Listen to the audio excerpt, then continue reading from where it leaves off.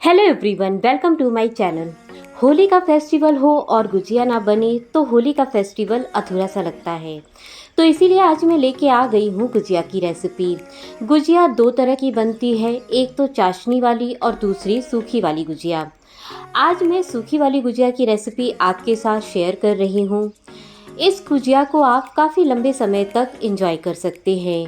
तो ये जो गुजिया की रेसिपी आज मैं आपके साथ शेयर कर रही हूँ, उसे आप बड़ी आसानी से बना सकते हैं। बस मेरे सारे टिप्स एंड ट्रिक आप फॉलो करते हुए गुजिया को बनाइएगा तो आपकी भी गुजिया एकदम परफेक्ट बनेगी। तो चलिए देख लेते हैं गुजिया की रेसिपी। तो चलिए सबसे पहले हम अपनी गुजिया की स्टफिंग तैयार कर लेते हैं। स्टफिंग बनाने के लिए गैस पर एक पैन चढ़ाकर उसमें मैंने 1/4 कप सूखा ग्रेट किया हुआ नारियल डाल दिया है। अब नारियल को हम बस 30 सेकेंड्स तक मीडियम फ्लेम पर भून लेंगे। नारियल को हमें बहुत ज़्यादा नहीं भूनना है। आप इसकी जगह डेसिकेटेड नारियल भी डाल सकते हैं। सूखा नारियल आप गुजिया में ज़रूर डालिएगा, इसका टेस्ट गुजिया में बहुत ही अच्छा लगता है। जब नारियल से अच्छी खुशबू आने लगेगी तो गैस को हम बंद कर देंगे और नारियल को एक प्लेट में हम निकाल देंगे। अब सेम पैन को क्लीन करके मैंने उसमें 1 चम्मच घी डाल दिया है। घी के गर्म होते ही इसमें मैंने आधा कप सूजी डाल दिया है। सूजी आप मोटी वाली या बारीक वाली कोई भी ले सकते हैं। अब सूजी को हमें लगातार चलाते हुए धीमी आंच पर लगभग 4 से 5 मिनट तक भूनना है, या फिर आप इसे तब तक भूनिए जब तक कि सूजी हल्के सुनहरे कलर की नहीं हो जाती। बहुत ज़्यादा सूजी को हमें नहीं भूनना है। जैसा कि हम हलवे के लिए सूजी को भूनते हैं उतना हमें सूजी को नहीं भूनना है। बस सूजी का कच्चापन चला जाए उतना ही हमें सूजी को भूनना है। तो ये देखिए सूजी अब हल्के सुनहरे कलर की हो गई है। तो जिसमें हमने नारियल को निकाला था उसी प्लेट में हम सूजी को भी ट्रांसफ़र कर देंगे। अब सेम पैन में मैंने 1 चम्मच घी वापस से डाल दिया है। घी के गर्म होते ही इसमें मैंने 1 छोटा बाउल बादाम ग्राइंड करके डाल दिया है। 1 छोटा बाउल काजू ग्राइंड करके डाल दिया है और हाफ बाउल पिस्ता ग्राइंड करके इसमें मैंने डाल दिया है। आप इन्हें बारीक चॉप करके भी डाल सकते हैं। ड्राई फ्रूट्स की क्वांटिटी आप अपने हिसाब से रख सकते हैं और अपनी पसंद के ड्राई फ्रूट्स भी आप इसमें डाल सकते हैं। अब सारे ड्राई फ्रूट्स को हमें लगातार चलाते हुए मीडियम फ्लेम पर बस 1 मिनट तक भून लेना है। 1 मिनट इन्हें भूनने के बाद इसमें मैंने 10 से 12 किशमिश को कट करके डाल दिया है। किशमिश को भूनने में ज़्यादा टाइम नहीं लगता है, इसीलिए इसे मैं बाद में डाल रही हूँ। अब किशमिश को बस हमें 10 सेकेंड्स तक सारे ड्राई फ्रूट के साथ भून लेना है। 10 सेकेंड इसे भूनने के बाद यहाँ पर मैंने मावा लिया है। इसे मैंने ऑनलाइन मंगवाया है। आप घर पर बनाया हुआ मावा भी यूज़ कर सकते हैं। मावा की रेसिपी भी मैं आपके साथ जल्दी ही शेयर करूँगी। ये मावा 200 ग्राम है। अब इस मावा को हम पैन में डाल देंगे। अब मावा को हल्का सा हमें भूनना है, बहुत ज़्यादा डार्क हमें इसे नहीं करना है। बस इतना कि मावा हल्के सुनहरे कलर के हो जाएं और इसका कच्चापन निकल जाए और जो भी इसमें नमी हो वो चली जाए। तो इसे हमें लो टू मीडियम फ्लेम पर चलाते हुए भूनना है। कुछ ही देर में आप देखेंगे कि जैसे जैसे मावा गर्म होगा वो मेल्ट होना स्टार्ट हो जाएगा। तो ये देखिए मावा ड्राई फ्रूट्स में अच्छे से मिक्स हो गया है, पूरी तरह मेल्ट हो गया है। तो इससे ज़्यादा मावा को हमें नहीं भूनना है। तो तुरंत गैस को बंद कर देंगे और इसे भी उसी प्लेट में हम ट्रांसफ़र कर देंगे जिसमें हमने नारियल और सूजी को ट्रांसफ़र किया था।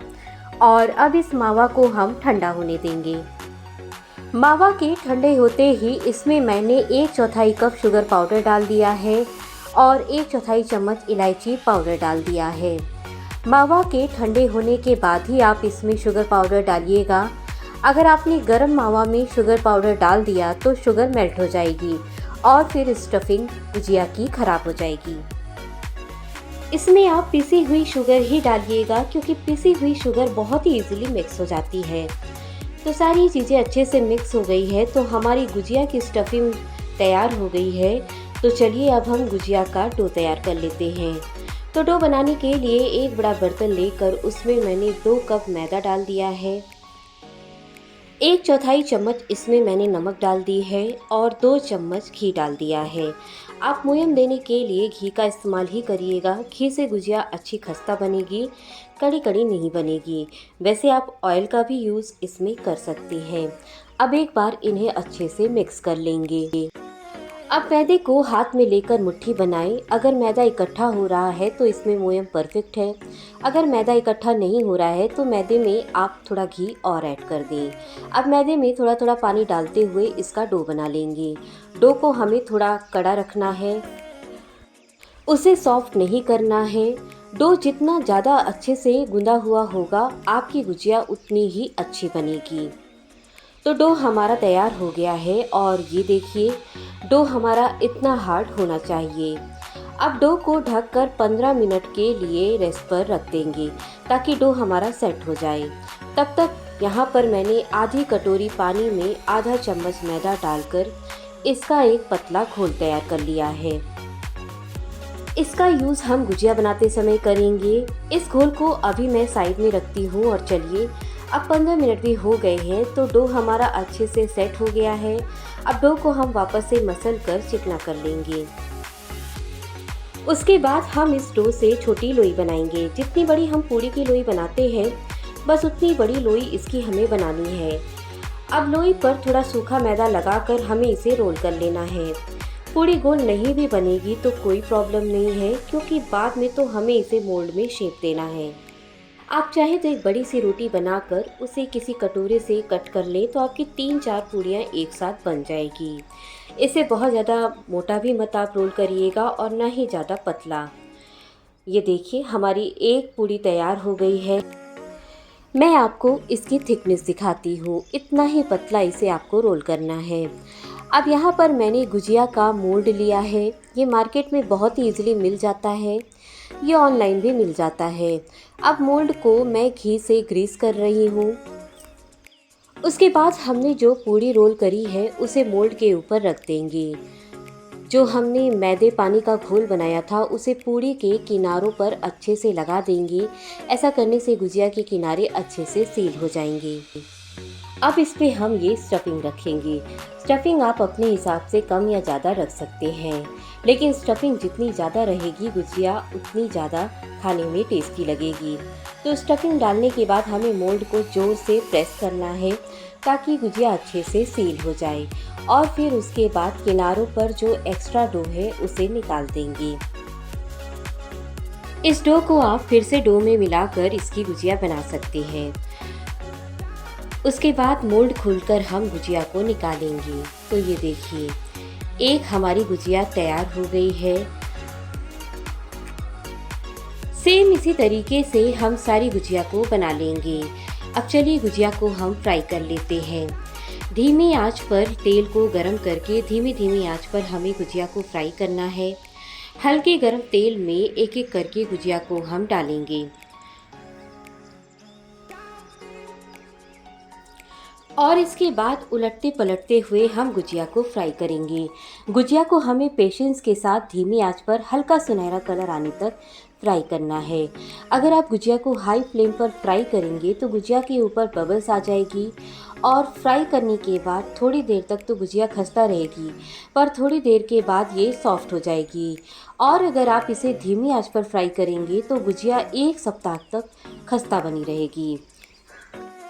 एक साथ आप ढेर सारी गुजिया ऑयल में मत डालिएगा, इससे गुजिया अच्छे से फ्राई नहीं होगी।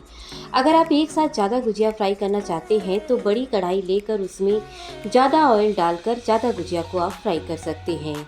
तो ये देखिए गुजिया हमारी हल्के सुनहरे कलर की हो गई है, तो इसे कढ़ाई में से निकाल कर अब टिश्यू पेपर पर हम रख देंगे।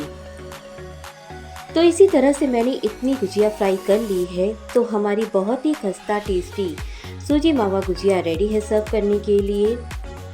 आप ये देखिए गुजिया जितनी देखने में सुंदर लग रही है उससे ज़्यादा ये खाने में टेस्टी है।